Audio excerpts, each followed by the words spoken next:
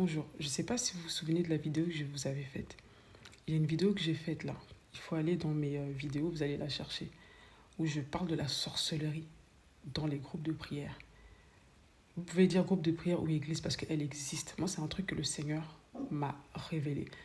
J'étais même pas consciente de cela. Le Seigneur m'a révélé ça et j'étais vraiment choquée. Allez regarder les vidéos. J'ai fait d'autres vidéos aussi sur les manipulations et tout ça. Parce que je pense qu'à l'ère dans laquelle on est, les temps sont mauvais. Il y a des loups, il y a énormément de loups qui œuvrent dans la bergerie. Vous voyez, ces gens-là, ils ne cherchent que leurs intérêts. Et il faut les examiner comme ça, les discerner comme ça. Ces gens ne cherchent que leurs intérêts. Et ils ont tous quelque chose en commun. C'est un esprit de domination. C'est vraiment un esprit d'asservissement. Ces gens-là, ils aiment montrer de la puissance et tout ça. Alors que, je suis désolée, hein, c'est vrai que le royaume de Dieu, c'est un royaume de puissance. Mais cette puissance doit rendre gloire à Dieu. Elle n'est pas là pour rendre gloire à un homme, ni pour exalter un culte de la personnalité. Moi, c'est pour ça que, vous savez, quand vous voulez servir Dieu, il ne faut pas être séduit par l'argent. Il ne faut pas faire les choses pour de l'argent ou tout faire pour avoir l'argent des gens. Parce que vous avez des grandes chances de tomber dans la séduction et dans toutes sortes de mauvaises choses. Là, je vais vous mettre une vidéo du témoignage d'une fille. Elle témoigne d'une connaissance à elle, ce qui est arrivé et tout ça. Elle a donné un nom d'emprunt à la personne qui s'appelle Bernard, mais c'est un nom d'emprunt en fait. Et c'est une personne qu'elle connaît, donc elle donne son témoignage ici. Par rapport à ce témoignage, vous allez comprendre beaucoup de choses. Moi, des choses que Dieu m'a révélées. C'est pas tout le monde, c'est pas tous ceux qui prêchent. C'est pas tous les gens qui ont l'air d'être des saints et tout ça, qui sont là, qui se réclament de Dieu, qui sont vraiment de Dieu. Je vous assure. Quelquefois, vous devez discerner les personnes. Et les meilleures personnes pour les discerner, ce sont leurs proches. Regardez ce qui se passe autour de ces personnes-là. Vous allez comprendre beaucoup de choses. Parce qu'il y a beaucoup de loups qui sont sortis de par le monde. Et qui sont là, qui détruisent des vies, qui volent des grâces, qui détruisent des vies. Et ça se passe sous les yeux des chrétiens, mais les chrétiens sont aveugles. Ils sont aveugles pourquoi? Parce que la plupart d'entre eux, vous recherchez la puissance, vous recherchez les miracles, vous cherchez les guérisons, mais vous ne cherchez pas vraiment à connaître Dieu, à connaître sa parole, à être vraiment proche de Dieu en fait. Vous cherchez les manifestations et le spectacle, et ces gens-là, ils vont vous donner ce que vous cherchez. Ils vont vous donner ce que vous cherchez, mais en contrepartie, vous risquez de perdre beaucoup. Il y a beaucoup de choses que vous perdez, mais vous en rendez pas compte en fait. Parce que sous le moment, vous êtes trop obnubilé, par les choses que vous voyez. Tel homme de Dieu est puissant, telle femme de Dieu est puissante, elle prie fort, elle prie machin truc et tout ça. Ça, c'est la chair. Ça, c'est la chair. La parole dit de chercher les fruits. Regardez les fruits de la personne, les fruits de l'esprit. C'est important, ça vous apprend plus sur une personne. Voilà. Donc, je vous laisse regarder le témoignage là. Et donnez vos avis dans les commentaires. Là, je vais aborder un sujet très très sérieux. En tout cas, j'espère que vous allez bien, hein, que Dieu vous bénisse. Si vous n'êtes pas des personnes déjà spirituelles, vous ne croyez pas au monde spirituel et tout, cette vidéo ne vous concerne pas. Cette vidéo, elle concerne vraiment mes compatriotes chrétiens, hein, les personnes qui ont foi en Dieu, ok? Je préviens. Excusez-moi, hein, je vais poster cette vidéo tard le soir, donc je vous préviens. Si vous avez peur un petit peu des trucs sorcellerie, tout ça, mais gardez ça enregistré, écoutez ça demain, ok? Alors vraiment les chrétiens, aujourd'hui j'aimerais vraiment vous alerter, faites attention. C'est pas parce que vous voyez des grands pasteurs avec des grandes églises qui viennent vraiment de Dieu. C'est pas où il y a des grandes églises qu'il y a forcément le Saint-Esprit. Ok? Des fois tu peux avoir une grande église, hein, mais ne pas il n'y ait pas le Saint-Esprit là-bas en fait. J'en perds mes mots. Je vais vous raconter un court témoignage très très important, mais je sais qu'il va énormément vous édifier et ouvrir les yeux aux chrétiens, parce que oui, des fois il faut vraiment ce genre de témoignage pour vous ouvrir les yeux, hein? Je vais vous expliquer le témoignage d'une personne de mon entourage, et à travers ce témoignage-là, j'aimerais vous conseiller. Ok? Ouvrez bien vos oreilles. Là, vraiment, asseyez-vous, écoutez. En gros, cette personne était pasteur. Hein, cette personne était pasteur, plus précisément prophète. Et tout allait dans son ministère. Il connaissait Christ, etc. Tout ça, mais il voulait plus. Du coup, il a été influencé par ses compatriotes. Ok? Il a été influencé par ses compatriotes, et ses compatriotes, lui ont dit d'aller toucher la magie. C'est là où ça va commencer. Asseyez-vous. Ok. Écoutez. Du coup de là, lui, soif de pouvoir, hein. Il a suivi. C'est parce que les gars, faites attention à votre entourage. Et on y arrive. Faut pas que je commence maintenant, on y arrive. Du coup, ils devaient se rendre aux États-Unis. Ok, ils devaient se rendre les trois aux États-Unis. Il faut savoir qu'ils étaient trois. Les trois devaient se rendre aux États-Unis pour pouvoir prendre la magie. En tout cas, les gars, intercédez pour moi, hein, parce que ce que je vous dis là, c'est des choses, les chrétiens ont peur d'en parler. Tout ce qui est sorcellerie et tous les mondes des ténèbres, c'est des attaques après. Donc vraiment, là, je vous parle vraiment sérieux, priez pour moi. Parce que ce que je fais là, c'est vraiment pour vous, ma famille en crise, vraiment que vous puissiez vous réveiller. Parce qu'il y en a marre des chrétiens naïfs, ok? Du coup, la personne en question de mon entourage, on va l'appeler Monsieur Bernard, ok? On va la dire Bernard. Du coup, Bernard et tout, arrivé dans les lieux, un gros chalet. Et en gros, là-bas, c'est où tout se passait, tout ce qui était sorcellerie. Du coup, on lui a expliqué à peu près comment ça va se passer. On lui a demandé s'ils étaient prêts, etc. de ça. Et du coup, il nous a expliqué que dans le temple, là, en question, il y avait plein de gens. Il y avait plein de célébrités. Les amis, je vais en arriver, mais il y avait des gens très connus, des pasteurs très connus qui étaient là-bas pour prendre, en fait, la magie, quoi. Tout ce qui est magie et tout ça. Du coup, on leur a commencé à leur faire des rites. En gros, ils devaient s'agenouiller, se lever, faire des... Bref, ils devaient faire des rites. Et à la fin, ils sont ressortis. On leur a expliqué qu'en gros, alors qu'ils feront cette incantation-là, ils rentreront dans leur chambre d'hôtel et ils verront des liasses de billets dans le lit. Bernard en question, ils ont dit, ok, bon, on a compris comment ça se passe. Du coup, nous, on va aller dans notre chambre d'hôtel directement. On va faire l'incantation pour recevoir les liasses de billets en question. C'est pas, Bernard arrive dans l'hôtel et tout. Bernard avait jamais vu ça. Hein. Vraiment, Bernard choqué. Il fait l'incantation, il ferme la porte de l'hôtel. Leur chambre. Et après, il re-rentre, les gars. Liasse de billets sur le lit. C'est parce qu'à cette période-là, Bernard, je me disais, pourquoi Bernard avait autant d'argent? Bernard, d'habitude, était... Hein? Bernard riche d'un coup. Zokande, Bernard... Bref, on y arrive, on y vient. Du coup, de là, liasse de billets dans le lit. Du coup, eux, trop contents, ils sont devenus riches. Ils ont commencé à manger l'argent. Ils sont partis dépenser l'argent dans des boîtes, dépenser l'argent. Ils ont commencé à, quand je vous dis dépenser l'argent. Ils ont commencé à utiliser la magie qu'on leur donnait à l'église. Du coup, faire tomber les gens, faire des guérisons. Enfin, des magies, quoi. La magie qu'on voit, voilà, la magie. Du coup, eux, ils vivaient leur beste vie. Mais à un moment donné, attendez. Lorsque tu demandes quelque chose au diable, lorsque tu fais un pacte avec le diable, le sang. Maintenant, il est temps de donner le sang. Les réclamations commencent à arriver. C'est pas. Du coup, les réclamations commencent à arriver. Du coup, un des responsables du chalet là en question, un des pratiquants sorciers, il leur dit oui, on va se retrouver là-bas, ok, on va se retrouver dans le cercueil, dans un cimetière, pardon. On va se retrouver dans un cimetière là-bas, il donne l'adresse et tout, pour que vous puissiez maintenant donner le sang. Parce qu'en mode là, maintenant, il fallait sacrifier quelqu'un de son entourage. C'est parce que les amis, là, j'ouvre une parenthèse. Lorsque vous voyez, je sais pas, un pasteur ne pas avoir d'enfant, un pasteur, sa femme, elle meurt comme ça du jour au lendemain, ou maman pasteur, son mari, des fois, ça peut être de Dieu, hein, ok? Des fois, ça peut être, par exemple, des combats qui arrivent, des choses de la vie, mais des fois, les gars, c'est spirituel. Parce que lorsque tu fais des sacrifices, tu dois toujours sacrifier quelqu'un de ton entourage. Soyez intelligents, chrétiens, ouvrez vos yeux.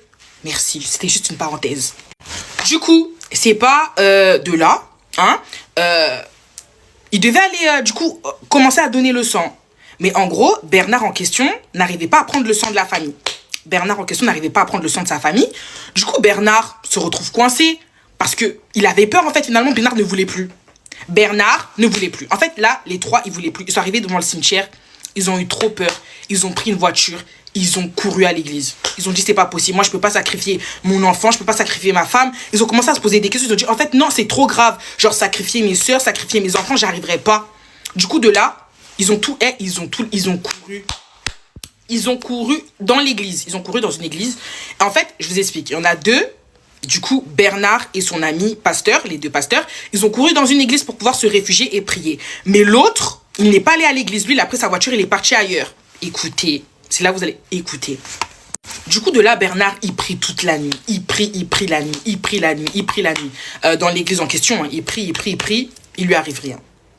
Et tout. Du coup, il dit, bon, ça va, c'était passé. Maintenant que je me suis repenti, j'ai plus envie de faire, j'ai plus envie de tester. Maintenant, Bernard, il a commencé vraiment à prier. Vous savez, la personne qui n'est pas partie à l'église, cette personne en question, cette personne est devenue folle. Maintenant, elle est dans la rue, dans les rues, et elle est folle. En gros, son esprit, il est parti. Cette personne devait aller, je sais pas pourquoi, fallait aller à l'église avec les autres, bref. Du coup, de là, Bernard, il a commencé à se repentir. Bernard, il a dit non, le monde des ténèbres, c'est pas pour moi. Non, là, je peux pas. Là, faut fuir. Là, je sens le danger. Je peux pas sacrifier ma famille, c'est mort. Du coup, Bernard, il a fait quoi? Il a recommencé à prier, mais Bernard, il fallait vraiment qu'il se repentisse parce qu'il y avait des choses qu'il avait semées. Fallait qu'il continue sa délivrance. Le diable, il le cherchait. Le diable le cherchait, ça veut dire qu'il devait vraiment demeurer en prière, etc. Tout ça, ça veut dire qu'il le retournait même à son niveau de bébé spirituel, en fait. Toutes les grâces que Dieu lui avait données, fallait qu'il puisse continuer à demeurer dans la prière, à rester dans la présence de Dieu pour pouvoir retrouver la dimension qu'il avait avant. Bernard trop pressé, Bernard ne voyait que son église n'avait plus d'onction, Bernard cherchait encore la gloire, Bernard était insatisfait. Bernard en avait marre de chercher la face de Dieu, Bernard voulait les choses rapidement, il voyait que son assemblée commençait à partir, manque d'onction, manque de toutes ces choses. Bernard est parti consulter le sorcier de la ville. Bernard est retombé. Partie 2. Bernard est retourné consulter sorcier, mais cette fois-ci sorcier de son pays, sorcier de sa ville. Là, c'était un autre degré de sorcellerie. Son propre pays, là-bas, on blague pas avec la magie. Bref. Du coup, lorsqu'il a consulté le sorcier, là, en question, le sorcier lui dit qu'est-ce qu'il doit faire maintenant. Du coup, il lui explique le contrat, qu'en gros, il devra offrir une personne de sa famille, etc. Tout ça. Bon, là, comment je l'appelle? Bernard, c'était Bernard, oui. Bernard avait soif. Comme je vous ai dit, avec soif d'onction. Il voyait que la gloire, là, il ne l'avait plus. Bernard, il a dit, bon, c'est mon seul issue de secours. Donc, Bernard était prêt maintenant à sacrifier sa famille. Du coup, Bernard a commencé à opérer un peu dans ce monde des ténèbres. Donc, Bernard devait des fois mettre des trucs en dessous de son lit, faire des trucs, des rites, quoi. Du coup, Bernard même a donné même son enfant, a vendu son enfant. Enfin, sa femme était enceinte et sa femme a même perdu son enfant. Ouais. Du coup, là, il commençait à grandir et Bernard était très heureux. Et il faut savoir qu'il y a des lieux où ils se rencontraient tous le soir avec les autres sorciers, les autres pasteurs sorciers, pour pouvoir faire le rite, pour pouvoir, voilà, apprendre, etc. Tout ça. Et c'est dans cet endroit-là que Bernard a rencontré plein de pasteurs chrétiens, très grands pasteurs chrétiens là-bas, avec des échelons très, très hauts en sorcellerie. Bernard choqué, mais... Bernard était quand même choqué, il ne s'y attendait pas, mais Bernard a continué dans sa bêtise, Bernard a continué. C'est parce que moi je sais que si des sorciers là, ouvrent leur bouche, des anciens sorciers ouvrent leur bouche, beaucoup de masques vont tomber, mais ils ont tellement peur de parler. Mais d'un côté je les comprends, mais je vais en arriver par rapport à ça. Du coup Bernard a commencé à opérer dans la magie, et là en fait Bernard, on lui redemandait du sang. Mais là en fait Bernard n'arrivait pas à atteindre une personne en particulier de sa famille. On lui a dit, oui Bernard, maintenant il faut que tu puisses donner cette personne-là. Bernard n'arrivait pas parce que cette personne-là était trop forte en prière.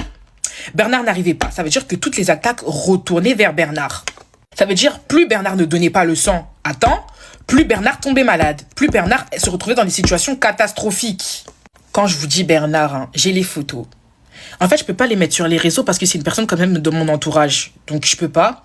Mais quand je vous dis, quand j'ai vu, des fois, quand on parle de ça... On parle seulement, mais lorsque c'est une personne que tu connais de ton entourage, tu vois ça, tu dis... En fait, le monde des ténèbres existe vraiment, les amis. Priez Dieu. Bernard commençait à avoir des vers qui sortaient du corps. Bernard commençait à avoir une sirène la nuit qui le tabassait. Bernard se réveillait avec des bleus. Bernard avait des choses bizarres sur le corps, commençait à avoir des bosses. Bernard était cabossé. Quand je vous dis, on blague pas avec le monde spirituel chrétien, faites attention. Bernard s'est retrouvé dans un cas où il pensait même qu'il allait mourir. Du coup, c'est pas la soi-disant personne là qui prie énormément. Appelle Bernard. Oh Bernard, j'ai fait un songe. Bernard, j'ai fait un songe où tu touchais à quelque chose, tu touchais à la magie. Dieu te dit, repens-toi sinon tu vas mourir. Bernard a limoué à Panzani. Hey! Dieu t'a parlé. Dieu t'a parlé, aidez-moi, help me. Bernard a avoué. Bernard a dit oui. Ça là, c'est Dieu qui t'a parlé. Du coup, Bernard, la personne en question qui a contacté Bernard, devait maintenant lui a conseillé une église pour qu'il puisse se confesser et pour recevoir sa délivrance. Parce que faut savoir qu'avant ça, Bernard trouvait quand même une issue de secours, allait dans certaines églises, mais toutes les églises étaient dans la sorcellerie limite. Parce que en fait, toutes les grandes églises qu'il voyait même sur, les grands pasteurs, quand il allait là-bas, il les reconnaissait. Parce que comme lui aussi, il était sorcier, il connaissait. En fait, ils se connaissent entre eux, quoi. Il sait. Et maintenant, il pouvait savoir qui était avec lui, qui n'était pas avec lui. Du coup, un pasteur l'a reçu et il s'est confessé. Il a confessé tous ses péchés. Il a confessé tout parce qu'il a dit, en gros, lorsqu'il est arrivé devant ce pasteur, il a vu une grosse lumière et directement, il s'est mis à genoux. Il s'est mis à genoux et là, Bernard a tout dit. Bernard a tout poucave. Ah oui, là, Bernard a tout dit, hein, a tout étalé. Hein. Bernard a commencé à dire, oui, je veux me repentir. Oui, je veux vraiment suivre Dieu, là, j'en peux plus, etc. Ça. Bon, Bernard a demandé pardon. Du coup, là, Bernard a vraiment demandé pardon et il était vraiment prêt à se repentir parce qu'il a vu qu'il était au point de mourir. Il a vraiment vu que là, il n'y avait que Jésus qui pouvait le sauver. Et de là, par la grâce de Dieu, Bernard a reçu sa délivrance. Et là, Bernard marche avec Christ. Là, Bernard a une relation stable avec Christ. Là, Bernard n'est plus malade. Parce qu'il est resté très, très longtemps malade, quand je vous dis. Hein. En fait, même si je mets les vidéos, je crois que ma vidéo, elle va être censurée. Parce que les photos, elles sont... Voilà. Donc, du coup, à travers ce témoignage, j'avais un message à faire passer au pasteur et un message à faire passer au corps du Christ. Je vois beaucoup de gens aussi me dire dans les commentaires, dans ma première partie, oui, mais Marie, dis-nous les noms, etc. Tout ça, les chrétiens, je vous connais. Je vous connais. Lorsque certaines filles ont dénoncé un pasteur pour un V, vous avez tous dit que les filles étaient folles. Tous, vous avez dit que les filles étaient folles. Surtout l'assemblée même de la personne en question. Tout le monde a commencé à dénigrer les filles. On dit, oui, toi, tu veux gâcher le ministère. Je vous connais. Si c'est pour me dire après, oh, elle veut seulement gâcher le ministère. Oh, nanana. Non. C'est la personne elle-même, lorsqu'elle a parlé, que toute l'assemblée a, un peu close, il y a, voilà. Bakangé un peu, voilà. Donc, c'est comme ça maintenant que ça va se passer. Même si les gens n'osent pas parler, Dieu lui-même va parler. Dieu lui-même va commencer à exposer. Dieu va exposer. Là, je m'adresse aussi aux pasteurs. Les pasteurs, vous qui avez flanché, repentez-vous parce que Jésus va vous exposer. Soit vous allez mourir, soit Dieu va vous exposer. Commencez à vous repentir. On ne blague pas avec Dieu. Si vous voyez, par exemple, des pasteurs mourir comme ça subitement sur la chair, ne soyez pas choqués. Jésus va déverser sa colère sur les faux hommes de Dieu. Parce que l'église corps du Christ, on souffre trop. Il y a trop de faux autour de nous. Il est temps maintenant que Dieu puisse commencer à exposer. Ah oui, et aussi c'est biblique. Hein. Dieu dit même dans sa parole, à la fin des temps, beaucoup de faux prophètes. Beaucoup s'élèveront, beaucoup feront des miracles et seront au nom de Jésus, mais ce seront des imposteurs.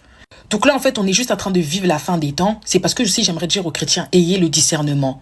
N'allez pas partout. Ne vous laissez pas influencer. Ne laissez pas tout le monde toucher vos têtes. Ne soyez pas des chrétiens. Arrêtez de baser votre foi sur un homme. Basez votre foi sur Dieu. C'est pas parce que des pasteurs seront exposés, des pasteurs vont flancher, des pasteurs tombent que vous aussi vous devez tomber. Non. Votre relation ne doit pas dépendre d'une personne. Votre relation avec Dieu ne doit pas dépendre d'une personne, s'il vous plaît.